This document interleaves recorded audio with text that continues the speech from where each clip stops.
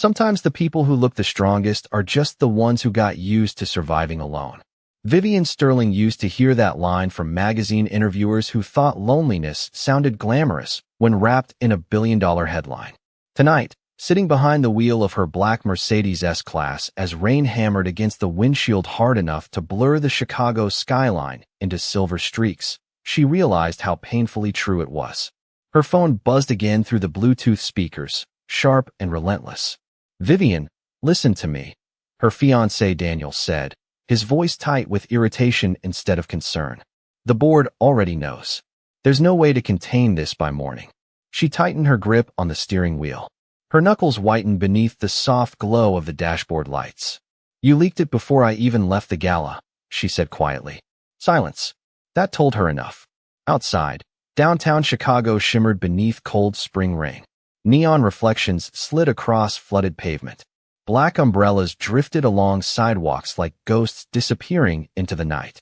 3 hours earlier, Vivian had stood beneath crystal chandeliers accepting applause for closing the largest merger in Sterling Vale history. Cameras flashed. Investors smiled. Champagne flowed like celebration itself. But success had always sounded strangely hollow when she returned home alone. Daniel exhaled sharply through the speakers. "It's business, Vivian. Don't make this emotional." Emotional? She almost laughed at the word.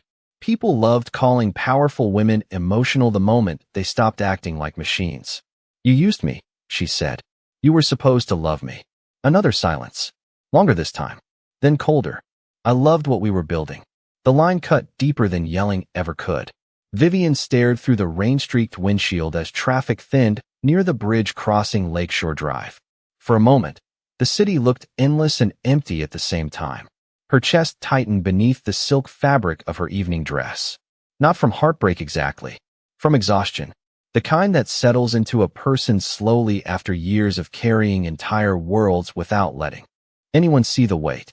Meanwhile, 15 miles away, Elijah Brooks sat inside his aging tow truck beneath the fluorescent lights of a gas station off Interstate 90, stirring powdered creamer into burnt coffee that tasted like regret and survival. His work jacket smelled faintly of engine oil and rainwater. His daughter Maya slept curled beneath a faded dinosaur blanket in the back seat, her small sneakers kicked off beside her backpack. Elijah glanced at the dashboard clock. 11:42 p.m., too late for a little girl to still be awake on a school night. But life didn't always care about schedules when rent was due. He reached back carefully and adjusted the blanket over her shoulder. "Sorry, baby girl," he murmured softly. "Just one more pickup tonight." Maya barely stirred. Outside, thunder rolled low across the sky. Elijah grabbed the coffee again when headlights suddenly streaked across the wet highway far too fast. His eyes lifted instinctively. A black luxury sedan fishtailed near the curve ahead. For one suspended second, the entire world seemed to hold its breath. Then came the terrible sound of tires losing control against rain-slick pavement. Elijah's coffee tipped across his hand as the car spun sideways near the guardrail, disappearing into darkness beyond the bridge curve. Every muscle in his body locked. The highway felt eerily still afterward, except for rain hitting metal and distant horns somewhere behind him. Elijah didn't think, didn't hesitate. He shoved open the truck door and ran straight into the storm while everyone else slowed down from a safe distance. Rain has a way of making bad moments feel endless. Elijah Brooks felt it soaking through his jacket within seconds as he sprinted across the shoulder of the highway, boots splashing through shallow water collecting near the guardrail. Cars slowed behind him now. Brake lights glowed red through the storm like distant warning flares. But nobody stepped out. Nobody moved closer. They only watched. The black Mercedes hung crooked beyond the barrier, nose buried against a patch of muddy embankment below the bridge curve. One headlight still flickered weakly through the rain. Steam drifted from beneath the hood in pale waves. Elijah slid down the wet incline carefully, gripping rusted metal supports as thunder cracked overhead. His heartbeat pounded harder with every step. Not fear exactly. Instinct. The kind built from years of responding before panic had time to settle in. "Hey," he shouted over the storm as he reached the car. "Can you hear me?" No answer. Rain streamed down the shattered side window. The driver's airbag hung limp and deflated. Elijah pulled open the warped passenger door with both hands. muscles straining against bent metal until it finally gave way with a groan. Inside, the smell of rainwater, leather, and burnt electrical wiring filled the cramped space. Vivian Sterling sat slumped sideways against the seatbelt, dark hair partially covering her face. Blood from a small cut near her temple mixed with rainwater along her cheek. Her breathing looked shallow, fragile somehow. Elijah leaned closer carefully. "Ma'am." Still nothing. He glanced toward the dashboard. Warning lights flickered erratically across cracked glass displays. Somewhere beneath the hood, something hissed. He did not like that sound. Not one bit. Elijah reached for the seatbelt release, but it jammed halfway. "Come on," he muttered under his breath, pulling harder. Outside, another burst of thunder rolled through the night. Vivian stirred faintly then, just enough to let out a weak breath. Elijah looked at her face for the first time clearly. Even unconscious, she carried that look wealthy people sometimes had. Controlled, guarded, like life had taught them emotions were dangerous things to leave uncovered. But right now none of that mattered. She was just another human being trapped in the rain. Elijah braced one knee against the seat and forced the buckle loose. "I got you," he said softly. "You are okay. Stay with me." Her eyes fluttered briefly, gray-blue, dazed and unfocused. She looked at him without really seeing him. Then her lips moved weakly. "My phone," Elijah frowned. "Forget the phone." But her fingers twitched toward the center console, anyway, before falling limp again. Elijah slipped one arm behind her shoulders carefully. The movement drew a quiet gasp from her. Not dramatic. Just pain meeting exhaustion.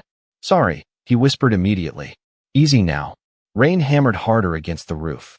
Somewhere above them, another driver yelled that emergency crews were coming. But Elijah knew waiting could cost precious minutes when damaged cars started acting unpredictable. He tightened his grip gently and pulled Vivian free from the seat inch by inch until her heels finally cleared the floorboard. She leaned heavily against him the moment they emerged into the storm. Lighter than he expected. Like someone who skipped too many meals chasing deadlines and impossible expectations. Elijah guided her up the muddy incline slowly, one careful step at a time. Vivian's eyes opened again halfway up. She stared at the side of his face through blurred vision. Rain streamed down his skin. His jaw stayed calm, focused, not panicked, not looking for recognition, just trying to get her somewhere safe. "Why?" she whispered weakly. Elijah glanced down at her briefly. "Because somebody had to come get you." A sudden burst of sparks flashed behind them from the wrecked sedan. Several people above the bridge shouted in alarm. Elijah pulled Vivian closer instinctively and kept climbing toward the highway lights while the storm raged around them both. The ambulance lights painted the rain-soaked highway in waves of red and white by the time Elijah finally stopped moving. Paramedics surrounded Vivian carefully, their voices calm but urgent beneath the storm. Someone draped a thermal blanket over her shoulders while another checked her pulse and asked questions she barely seemed able to process. Elijah stood a few feet away near the tow truck, chest rising heavily from exhaustion. Rainwater dripped from the edge of his jacket sleeves. His left hand stung now, where broken glass had sliced across his palm, but adrenaline still blurred most of the pain. One of the firefighters approached him with a flashlight. "You the one who pulled her out?" Elijah nodded once. The man let out a low whistle under his breath. That was brave. Elijah glanced toward Vivian instead. "Is she going to be okay?" The firefighter looked over his shoulder toward the paramedics. "Looks like she got lucky tonight." Lucky. Funny word.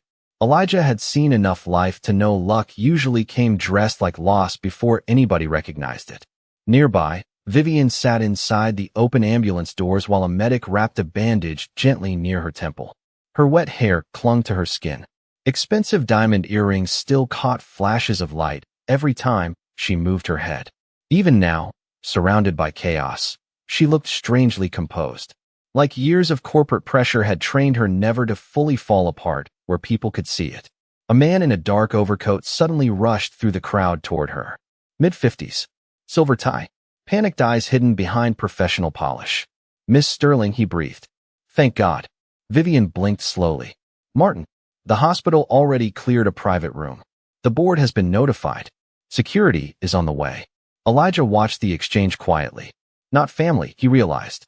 Assistant maybe. Lawyer.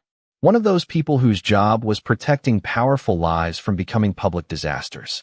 Martin finally noticed Elijah standing there beneath the rain.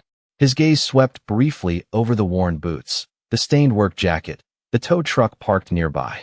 Recognition flickered across his face. "You were the driver who found her?" Elijah nodded again. "Tow truck operator," he corrected gently. Martin reached into his coat immediately. "Mr. Brooks." "Elijah Brooks." "Mr. Brooks, thank you." "Truly." His hand moved toward a leather wallet before Vivian suddenly spoke. "No." Her voice came out weak, but firm enough to stop him. Everyone turned toward her. Vivian looked directly at Elijah for the first time since the crash. Her expression was difficult to read through exhaustion. "Do not pay him like he did a job," she said quietly. Martin hesitated awkwardly. Elijah almost smiled at that. Almost. Vivian studied him through the rain and ambulance light. "You stayed," she murmured. Elijah shrugged lightly. "Could not exactly leave you there." A faint flicker touched the corner of her mouth. Not quite a smile.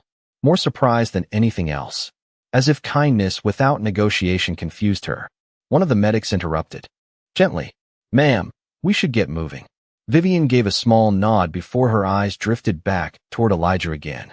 "Your hand," she said softly, noticing the blood finally running along his wrist. Elijah looked down like he had forgotten about it entirely. "It is nothing." But Maya suddenly appeared beside him wrapped in her dinosaur blanket, rubbing sleep from her eyes after climbing out of the tow truck. "Daddy?" she whispered, voice small and worried. Elijah's entire posture changed instantly. Softer.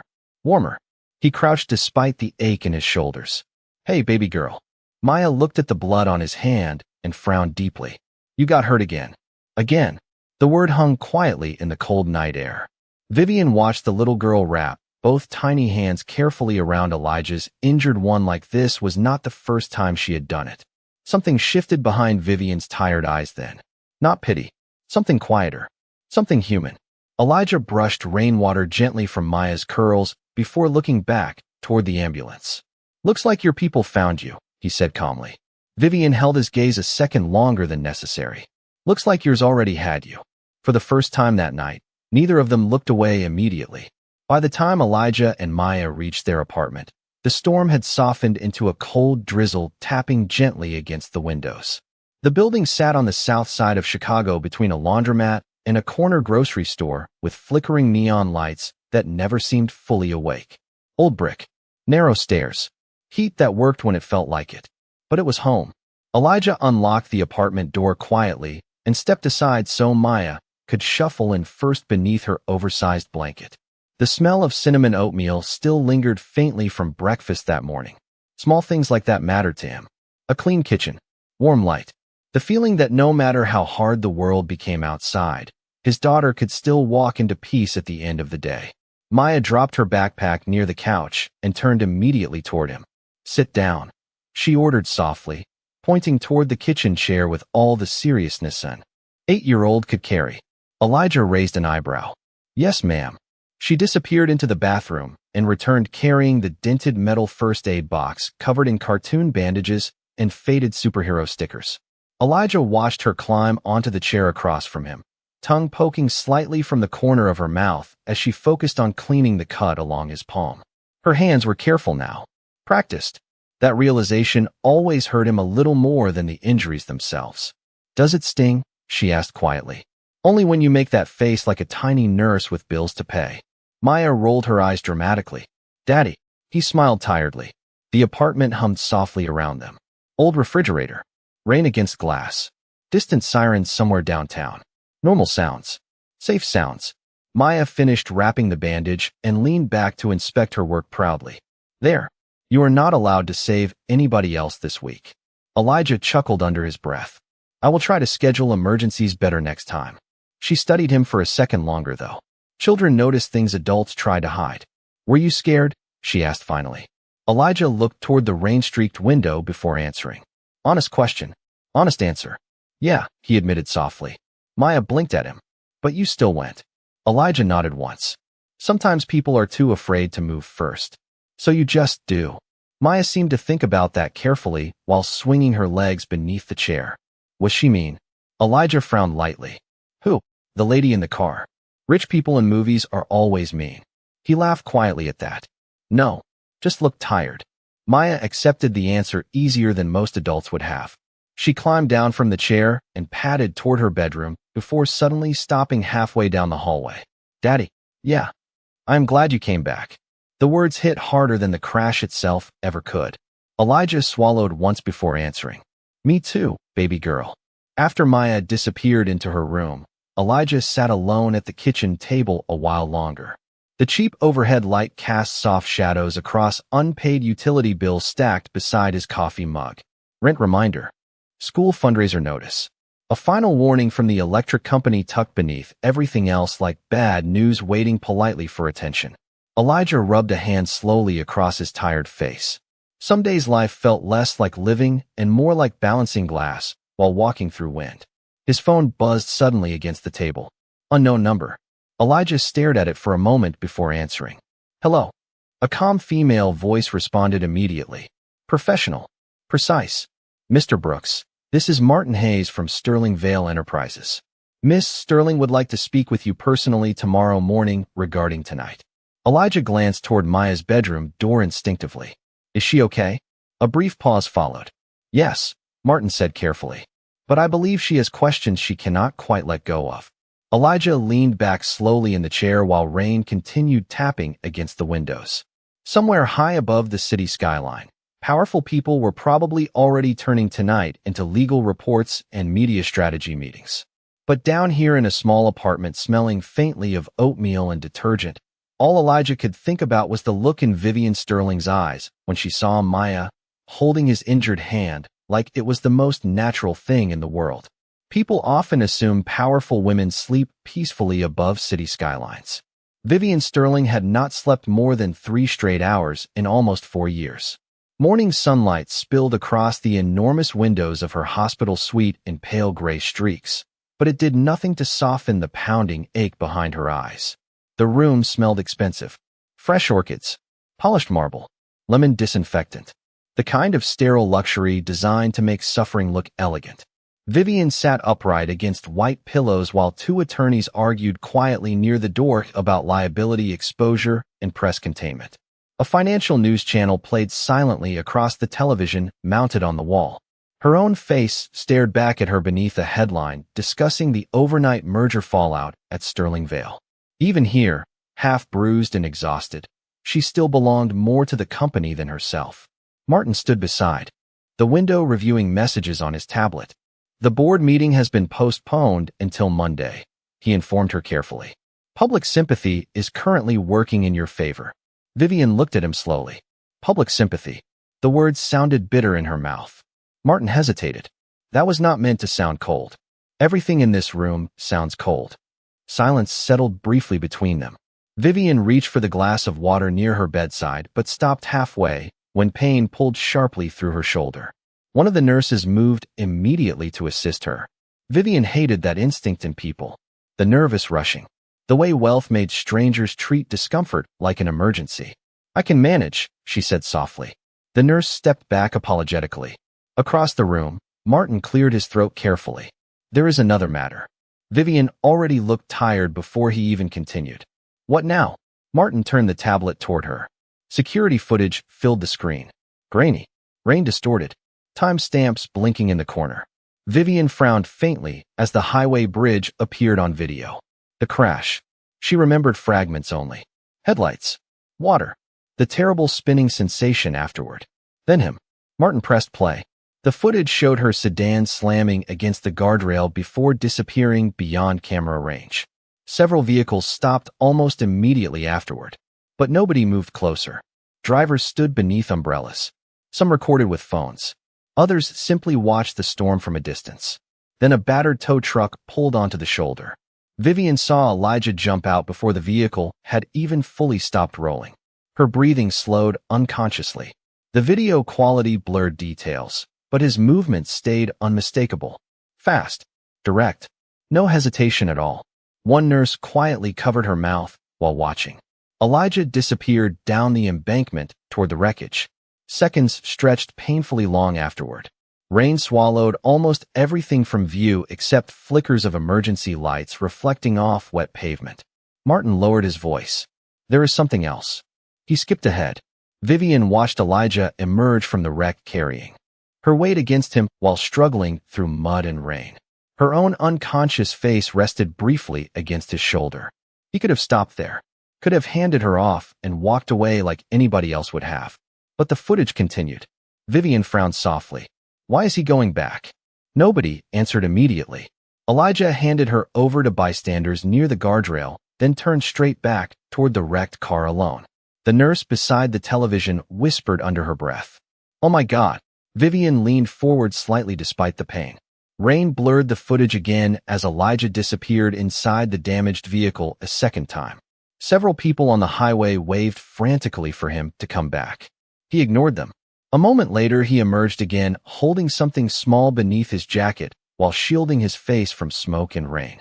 Martin paused the footage carefully. The police recovered your phone from him afterward, he explained quietly. We assumed he returned for valuables. Vivian stared at the frozen image on screen. Elijah's body leaned protectively forward against the storm while clutching the phone beneath his jacket like it mattered. No, she murmured almost to herself. That is not why he went back. Martin looked surprised. Vivian remembered suddenly. Through blurred consciousness, she had whispered something inside that car. My phone. But Elijah had told her to forget it, which meant he had not gone back because she asked. He went back because he thought someone else might still be trapped inside. The realization landed softly but heavily somewhere deep inside her chest. Not performance, not heroics, just instinctive kindness from a man who had absolutely nothing to gain. Vivian lowered her eyes toward the blanket across her lap. For the first time in years, something cracked quietly inside the carefully controlled walls she had built around herself. And strangely enough, it was not the crash that did it. By late afternoon, the rain had finally stopped, leaving Chicago wrapped in that damp gray stillness that always followed storms too heavy for spring. Elijah stood inside the small kitchen balancing a frying pan in one hand, while helping Maya study spelling words taped crookedly across the refrigerator with the other. Necessary, Maya read aloud carefully from the table. N-E-double-C. Elijah reminded her while flipping grilled cheese sandwiches with practiced ease. English is disrespectful sometimes. Maya giggled. The sound filled the apartment softly, warmly. It reminded Elijah why he worked 12-hour shifts without complaining most days. Not for survival alone. For moments exactly like this. A knock at the door interrupted them both. Elijah frowned lightly. Nobody usually visited without texting first. Maya peeked toward the hallway curiously while Elijah wiped his hands on a dish towel and crossed the apartment. The moment he opened the door, the entire hallway suddenly felt too small. Vivian Sterling stood there beneath the dim apartment light, wearing a charcoal coat over a cream sweater, one arm resting carefully in a sling beneath the fabric. No designer entourage. No security guards crowding behind her. Just Martin standing several feet back, carrying an umbrella and looking deeply uncomfortable beside peeling wallpaper and flickering fluorescent lights. Elijah blinked once in surprise. Vivian looked equally uncertain standing there. Powerful people were rarely uncomfortable inside boardrooms. But ordinary apartment hallways were another kind of territory entirely. Miss Sterling, Elijah said calmly. Vivian gave a small nod. I hope this is not a bad time. Elijah glanced back toward the kitchen where Maya was now openly staring from her chair. Depends, he answered lightly. You any good at spelling words? For the first time since arriving, something softened briefly in Vivian's expression. Historically, yes. Maya immediately appeared beside Elijah barefoot in dinosaur socks. Daddy, who is that? Vivian crouched slightly despite the obvious discomfort in her shoulder. I am Vivian. Maya tilted her head thoughtfully. You are the tired lady. Martin nearly choked behind them. Elijah closed his eyes briefly like a man already exhausted by future explanations. But Vivian surprised him. She laughed. Not polished. Not corporate. Just sudden and real enough to catch everyone off guard, including herself.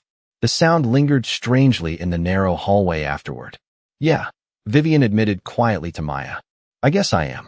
20 minutes later, Vivian sat at Elijah's tiny kitchen table while Maya explained multiplication using crayons and absolute confidence. The apartment smelled faintly of butter and tomato soup. Outside, distant traffic hummed beneath dripping fire escapes. Vivian looked around slowly while Elijah poured coffee into mismatched mugs. Everything here carried signs of actual living. School papers taped to walls, tiny sneakers near the couch, a jar filled with spare change beside overdue bills tucked carefully underneath. Nothing curated, nothing pretending to be perfect. Elijah slid a mug toward her. "Coffee is cheap," he warned. Vivian wrapped both hands carefully around the warmth. "So is hospital coffee. Yours already wins." Martin remained awkwardly near the doorway until Vivian finally looked up at him. "You can go home, Martin." He hesitated. "Miss Sterling, that was not a suggestion." Martin glanced once around the apartment before surrendering politely. "Call if you need anything."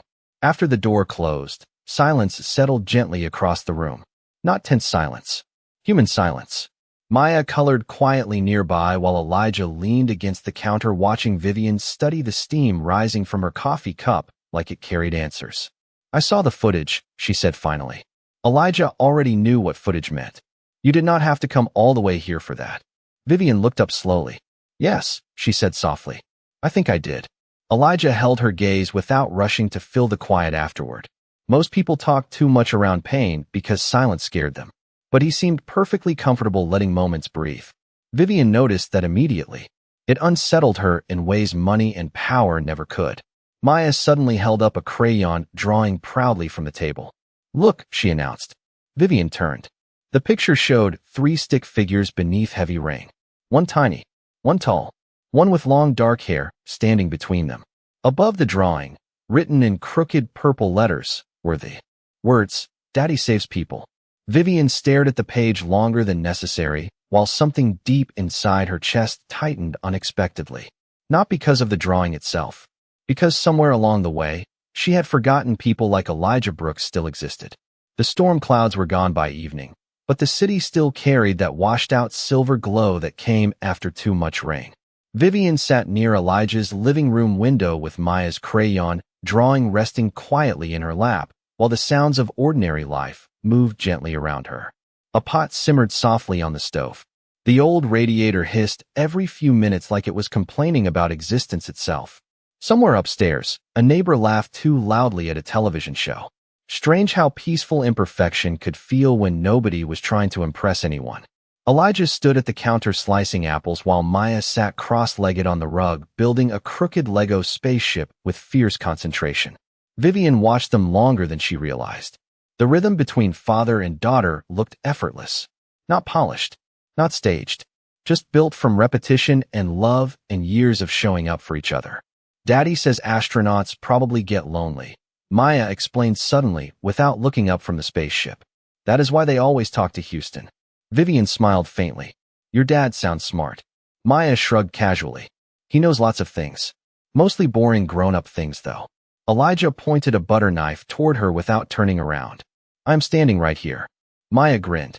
Vivian laughed softly again before the sound faded into something quieter. Thoughtful. Elijah noticed the shift immediately. He always seemed to notice things without making people uncomfortable about it. "You okay?" he asked gently. Vivian stared down at the crayon drawing in her hands for a moment before answering. "Do you ever get tired of being needed all the time?" Elijah leaned against the counter, carefully considering the question instead of rushing toward an answer. "Depends who needs you." Vivian looked up slowly. "My company needs me. Investors need me. Employees need me. Reporters need statements. Lawyers need signatures. Everybody always needs something." Her voice stayed calm, but exhaustion lived beneath every word now. Real exhaustion. The kind sleep could not fix. Maya glanced up briefly before quietly carrying her Lego pieces toward her bedroom, sensing adult sadness the way children somehow always could. Once her door clicked shut, silence settled across the apartment again. Vivian rubbed lightly at the edge of the coffee mug between her palms. "You know the strange part," she admitted softly. "After a while you stop wondering whether anyone actually sees you anymore." Elijah watched her for a second before answering. "I saw you." Vivian gave a tired half-smile. "No. You saw a woman trapped in a car." "Same thing." The simplicity of the answer caught her off guard. Elijah walked over and sat across from her at the small kitchen table. Warm light from above softened the tired lines beneath his eyes. "When I found you that night," he said quietly, "you did not look powerful to me." Vivian lowered her gaze slightly. "What did I look like?" Elijah answered without hesitation. "Tired." The word landed gently. No judgment. No pity attached to it. Just truth. Vivian swallowed once and stared toward the rain-speckled window beside them. Everybody else either fears me or wants something from me, she admitted after a long pause. Sometimes both. Elijah nodded like he understood more than she expected. That sounds lonely. Vivian laughed under her breath, but this time there was no humor in it. You know what is funny? I have spent years inside rooms full of people. Galas, conferences, meetings, interviews. Her voice softened further. And somehow this tiny apartment feels quieter than any penthouse I have ever owned. Elijah glanced toward Maya's bedroom door. Quiet is not always empty. Vivian looked at him then. Really looked at him. The calm steadiness in his posture. The way he listened without trying to fix everything. The softness hidden beneath tired eyes that had clearly survived difficult years without becoming bitter. Most men she knew filled silence with ego because they were afraid of disappearing inside it. Elijah seemed perfectly comfortable, simply being present, and somehow that frightened her more than the crash itself ever had. Outside, evening traffic moved through wet Chicago streets while inside the little apartment, the radiator hissed softly again. Vivian rested her fingers against the warm coffee mug and realized something unsettling. For the first time in longer than she could remember, she did not feel the need to leave immediately. 3 days later, the city turned sharp and cold again. Wind swept through downtown Chicago hard enough to rattle newspaper boxes and send people hurrying beneath heavy coats with their heads lowered against the gray morning. Inside Sterling Vale headquarters, the air felt even colder. Vivian stood at the far end of the executive conference room, while 12 board members avoided looking directly at her. Wall-sized screens displayed financial projections bleeding red across the polished glass table. Headlines scrolled beneath them like accusations. Market confidence shaken after CEO accident. Internal investigation underway. Investors demand accountability. Vivian listened quietly while men who had once applauded her leadership now spoke about temporary restructuring and public trust concerns in voices polished smooth by expensive education and cowardice. Daniel sat halfway down the table, pretending not to notice her eyes on him. He adjusted his cufflinks while another executive suggested appointing interim leadership until the media pressure passed. Vivian felt something inside her chest go still. Not anger. Worse. Recognition. This had been building long before the crash. You planned this, she said softly. The room froze. Daniel finally looked up. Vivian. Do not insult me by lying now. Her voice remained calm, but calmness from certain people carried more danger than shouting ever could. Several board members shifted uncomfortably while avoiding eye contact. Nobody defended her. That hurt more than betrayal itself sometimes. Silence from people who benefited from your loyalty always did. Vivian gathered the folder in front of her slowly. You know what is fascinating? She said quietly. I nearly died 3 nights ago, and somehow this room still feels less human than the highway. Without waiting for permission, she walked out. The lobby cameras caught her immediately. Reporters flooded the sidewalks outside Sterling Vale Tower before security could clear a path. Questions hit her from every direction. Miss Sterling, are you stepping down? Is it true the merger is collapsing? Did Daniel Mercer betray the company? Flashing cameras exploded across the gray afternoon. Vivian kept moving until one reporter shoved too close beside her shoulder. The sudden movement, the noise, the overwhelming crush of voices. Something inside her cracked all at once. Her breathing shortened sharply. Her vision blurred around the edges. Not now. God, not here. She reached the black SUV waiting at the curb, but stopped halfway there, gripping the cold metal barricade for balance. The city noise suddenly sounded distant and warped. Someone touched her arm gently. Vivian flinched immediately. Miss Sterling? A security guard asked nervously. Do you need medical assistance? Vivian shook her head too quickly. Cameras still flashed nearby. Hundreds of eyes watching. Waiting. Consuming. She could not breathe properly. Not in front of them. Not again. Get me out of here, she whispered finally. 30 minutes later, a black SUV pulled quietly beside Elijah's apartment building while evening settled across the city. Elijah had just finished helping Maya with homework when the knock came at the door again. This time when he opened it, Vivian looked nothing like the composed woman who had walked into his apartment earlier that week. Her hair had loosened in the wind. Her eyes looked exhausted beyond sleep. Even Martin standing behind her seemed shaken. Vivian tried speaking immediately, but stopped halfway through the sentence when emotion tightened unexpectedly in her throat. Elijah did not ask questions, did not stare, did not make her explain herself before offering kindness. He simply stepped aside and said softly, "Come inside before you freeze out there." Vivian crossed the doorway slowly while the apartment warmth wrapped around her like something unfamiliar. Safe. Maya looked up from the couch and smiled immediately. The tired lady came back.